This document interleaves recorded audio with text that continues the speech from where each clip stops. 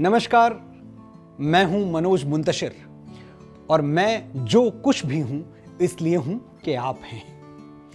आपका होना ही मेरे होने का कारण है। मैंने अपनी साधारण सी योग्यता और आपके असाधारण स्नेह के बल पर यह संकल्प लिया है कि साहित्य और इतिहास की वो मशालें जो खंडहर हो चुके पुस्तकालयों और अवशेष मात्र बचे किलों में अब तक प्रज्वलित रहने के लिए संघर्ष कर रही हैं, मैं उन मशालों को खुले आसमान के तले ले आऊंगा ताकि उनका आलोक आप तक पहुंचे। आप देखें कि हमारी धरोहर कितनी भव्य है, हमारा इतिहास कितना उज्जवल है। हर युग में हमें यह बताने की कोशिश की गई कि हम एक हारी हुई जाति और एक पददलित राष्ट्र हैं। भारत का इतिहास कुछ आक्रमणकारियों का इतिहास बन के रह गया। हमें भारत जानना है तो पहले तुगलकों, लोदियों, गोरियों, गजनवियों, खिलजियों और मुगलों को जानना पड़ता है। मुझे इस पर आपत्ति है और आपको भी होनी चाहिए। भारत का इतिहास सिर्फ दिल्ली का इतिहास नहीं है। विजयनगर, राष्ट्रकूट, चोला, सतवाहन, मैसूर, पल्लव, नागा, त्रावणकोर, मराठवाड़ा और मेवाड़ का इतिहास भी भारत का इतिहास है। कुछ लुटेरे कहीं से हमारे घर में घुस आए और हमारा स्वाभिमान इतना शिथिल पड़ गया कि हमने उनको न सिर्फ घर की चाबियां थमा दी बल्कि उनके कफन दफन के सैकड़ों वर्षों बाद भी उनके नाम की तख्तियां हमने अपने दरवाजों पर टंगी हुई छोड़ दी। भूल हुई है, हमसे बहुत भारी भूल हुई है। लेकिन इस भूल पर पश्चाताप के आंसू नहीं, नव जागरण की स्याही बहनी चाहिए। मेरी कलम ये प्रयास तब तक करती रहेगी जब तक मेरी शराओं में रक्त की एक भी बूंद शेष है। मेरा विरोध हो रहा है, इतना ज्यादा हो रहा है कि हाड़ मांस के बने हुए इंसान की हिम्मत चटक के टूट जाए। लेकिन मैं अपनी रीढ़ की हड्डी से छल नहीं कर सकता, झुक नहीं सकता। और आपको यह तय करना है कि क्या आप उन लुटेरों की तख्तियां हटा के अपने बाप दादाओं की नाम पट्टिका अपने दरवाजे पर लगाने के लिए तैयार हैं? क्या आप उस भारत को जानना चाहते हैं जिसका सारा इतिहास तप्त जगमग है, वीरता वन्य से भरी हुई रग रग है? क्या आप भारत भूमि की अनकही व्यथा सुनना चाहते हैं? क्या आप महारानी पद्मिनी की जौहर कथा सुनना चाहते हैं? अगर हां तो स्वागत है महाकवि श्री श्याम नारायण पांडे की रची हुई इस काव्य श्रृंखला में। जौहर वो काव्य है जो आपको सुलाएगा नहीं, झकझोर के जगा देगा। आप अपनी हड्डियों में वो ताप महसूस करेंगे जो रानी पद्मिनी और उनकी सखियों ने जौहर की ज्वाला में झुलसते हुए सहा था। वैधानिक चेतावनी देना मेरा कर्तव्य है, दे देता हूं, सुन लीजिए।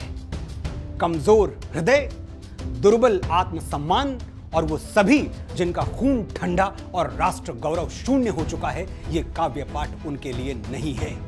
कुछ और देख लें, आत्मा को अफीम चटा के सुलाने वाली कई लोरियां यूट्यूब पर गाई जा रही हैं, कंटेंट की कमी नहीं है। तो जौहर का ये काव्य पाठ है किनके लिए? जो झूठ के कीचड़ पर नहीं, सच की आकाश गंगा पर चलते हैं, भारत की मिट्टी को चंदन समझकर मस्तक पर मलते हैं। सुनते हैं रानी पद्मिनी की जौहर कथा, लेकिन पहले उस परम कवि को सर झुकाते हैं जिसने ब्रह्मांड के कोरे कागज पर धरती, आकाश, सूर्य और चंद्रमा जैसे अमर छंद रच दिए। वो सनातन रचनाकार जिसकी हर रचना एक रहस्य है।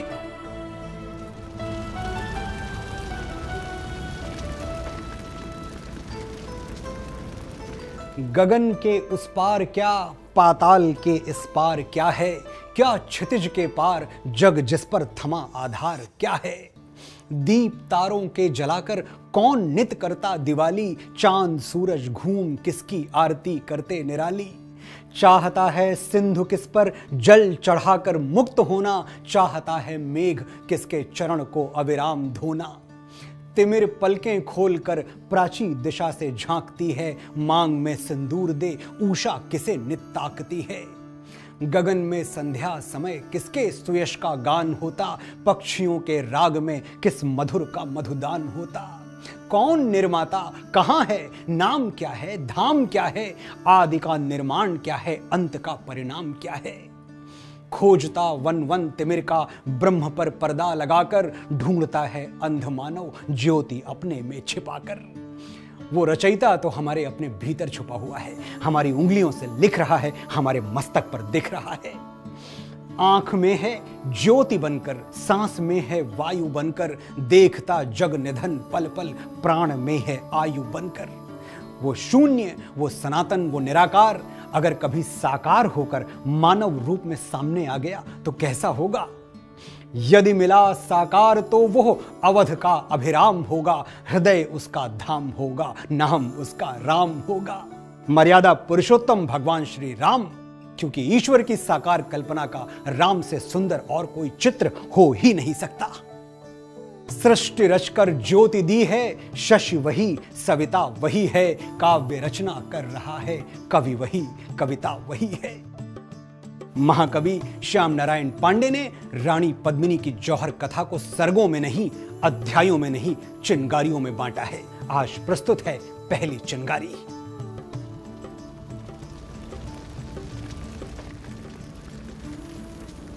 ये कथा आरंभ होती है एक पथिक और पुजारी के वार्तालाप से। पुजारी पूजा का थाल सजा के धूप, दीप, चंदन और नैवेद्य लेके कहीं जा रहा है। पथिक उसे देखता है और पूछता है, थाल सजाकर किसे पूजने चले प्रातः ही मत वाले, कहां चले तुम राम नाम का पीतांबर तन पर डाले, कहां चले ले चंदन अक्षत बगल दबाए मृगशाला, कहां चली यह सजी आरती, कहां चली जूही माला, ले मुंजी उपवीत मेखला, कहां चले तुम दीवाने, जल से भरा कमंडल लेकर किसे चले तुम नहलाने, चले झूमते मस्ती से तुम क्या अपना पथ आए भूल, कहां तुम्हारा दीप जलेगा, कहां चढ़ेगा माला फूल, इधर प्रयाग न गंगा सागर, इधर न रामेश्वर काशी, कहां किधर है तीर्थ तुम्हारा, कहां चले तुम सन्यासी। पथिक पूछता है पुजारी से कि इधर तो कोई तीर्थ है ही नहीं, तो तुम जा कहां रहे हो? और पुजारी जो उत्तर देता है वो सुनिए। मुझे न जाना गंगा सागर, मुझे न रामेश्वर काशी, तीर्थराज चित्तौड़ देखने को मेरी आंखें प्यासी। मुझे रामेश्वर और काशी नहीं, चित्तौड़ जाना है, वही वीरभूमि मेरा तीर्थ स्थान है। क्यों वो पुजारी चित्तौड़ को तीर्थ कह रहा है, सुनिए। अपने अचल स्वतंत्र दुर्ग पर सुनकर बैरी की बोली, निकल पड़ी लेकर तलवारें जहां जवानों की टोली, जहां आन पर मां बहनों की जला जला पावन होली, वीर मंडली गर्वित स्वर से जय मां की जय जय बोली। सुंदरियों ने जहां देश हित जौहर व्रत करना सीखा, स्वतंत्रता के लिए जहां बच्चों ने भी मरना सीखा, वहीं जा रहा पूजा करने लेने सतियों की पद्धूल, वहीं हमारा दीप चलेगा, वहीं चढ़ेगा माला फूल, वहीं मिलेगी शांति, वहीं पर स्वस्थ हमारा मन होगा, प्रतिमा की पूजा होगी, तलवारों का दर्शन होगा। वहां पद्मिनी जौहर व्रत कर चढ़ी चिता की ज्वाला पर, क्षण भर वहीं समाधि लगेगी बैठ इसी मृगशाला पर। नहीं रही पर चिता भस्म तो होगा ही उस रानी का। आज रानी नहीं है तो क्या, उनकी जौहर चिता की राख तो होगी, माथे पर मलने के लिए वही पर्याप्त है। नहीं रही पर चिता भस्म तो होगा ही उस रानी का, पड़ा कहीं ना कहीं होगा ही चरण चिन्ह महारानी का, उस पर ही ये पूजा के सामान सभी अर्पण होंगे, चिता भस्म कण ही रानी के दर्शन हित दर्पण होंगे। आतुर पथिक चरण छू छू कर वीर पुजारी से बोला, और बैठने को तरु नीचे कंबल का आसन खोला। देरी तो होगी पर प्रभुवर मैं न तुम्हें जाने दूंगा, सती कथा रसपान करूंगा और मंत्र गुरु से लूंगा। पथिक पुजारी के आगे हाथ जोड़ लेता है, कहता है तब तक नहीं जाने दूंगा जब तक आप रानी पद्मिनी की जौहर कथा मुझे नहीं सुनाते। कहो रतन की पूत कहानी, रानी का आख्यान कहो, कहो सकल जौहर की गाथा, जन जन का बलिदान कहो। कितनी रूपवती रानी थी, पति में कितनी रमी हुई, अनुष्ठान जौहर का कैसे, संगर में क्या कमी हुई। क्यों रानी को जौहर की आग में कूदना पड़ा? क्या मेवाड़ी वीरों से युद्ध लड़ने में कोई कमी रह गई? अरि के अत्याचारों की तुम संभल संभल कर कथा कहो, कैसे जली किले पर होली वीर सती की व्यथा कहो। आकुल कुल प्रश्नों को सुनकर मुकुलित नयनों को खोला, वीर करुण रस सिंचित स्वर से सती तीर्थ यात्री बोला। यदि ना सुना तो सुनो कहानी सती पद्मिनी रानी की, पर झुक झुक कर करो वंदना पहले पहल भवानी की। रूपवान था रतन, पद्मिनी रूपवती उसकी रानी, दंपति के तन की शोभा से जगमग जगमग राजधानी। पुजारी राजा रतन सिंह और महारानी पद्मिनी की कथा कहने लगा। रानी की कोमलता पर कोमलता ही बलिहारी थी, छुई मुई सी कुम्हला जाती वो इतनी सुकुमारी थी। मलया नील पर रहती थी वो कुसुम सुरभि पर सोती थी, जग की पलकों पर बसकर प्राणों से प्राण संजोती थी। रानी कितनी सुंदर, कितनी कोमल, कितनी अलौकिक थी। सुनो, उषा की स्वर्णिम किरणों के झूले पर झूला करती, राजमहल के नंदन वन में बेला सी फूला करती। बालों में सिंदूर चिन्ह ही था दो प्राणों का बंधन, मानो घनतम तिमिर चीर कर हंसी उषा की एक किरण। आंखों से सरसी रूह ने सम्मोहन जा जाकर सीखा। सरसी रूह यानी कमल, वो आंखें कमल से भी अधिक सुंदर थी। कमल ने सम्मोहित कर लेने की कला रानी पद्मिनी की आंखों से सीखी थी। आंखों से सरसी रूह ने सम्मोहन जा जाकर सीखा, रानी का मधुवर्षी स्वर कोयल ने गा गा कर सीखा। कोयल ने मधु स्वर में गाना रानी की जादुई आवाज सुन के सीखा था। इतनी दिव्य थी रानी पद्मिनी।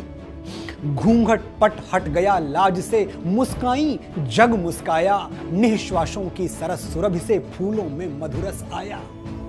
अरुण कमल ने जिनके तप से इतनी सी लाली पाई, फूलों पर चलने से जिनमें नवनी सी मृदुता आई। रानी के चेहरे की तपिश से सूर्य लालिमा मांगता था और वो सिर्फ जमीन पर बिछी हुई फूलों की चादर पर पांव रखती थी, इसलिए उनके पांव नवनीत यानी मक्खन की तरह मुलायम हो गए थे। फैल रही थी दिग दिगंत में जिनकी नख छवि मत वाली, उन पैरों पर सह न सकी लाक्षा रस की कृत्रिम लाली। लाक्षा रस यानी महावर। वो पांव इतने सुंदर, इतने नर्म थे कि लाक्षा रस यानी महावर की लाली भी उन पर भारी थी। जैसी रूपवती रानी थी वैसा ही था पति पाया, मानो वासव साथ शची का रूप धरातल पर आया। दोनों की जोड़ी ऐसी थी जैसे देवराज इंद्र अपनी अर्धांगिनी के साथ धरती पर उतर आए हों। भरे यहीं से तंत्र मंत्र मनसिज ने अपने बाणों में। मनसिज यानी कामदेव।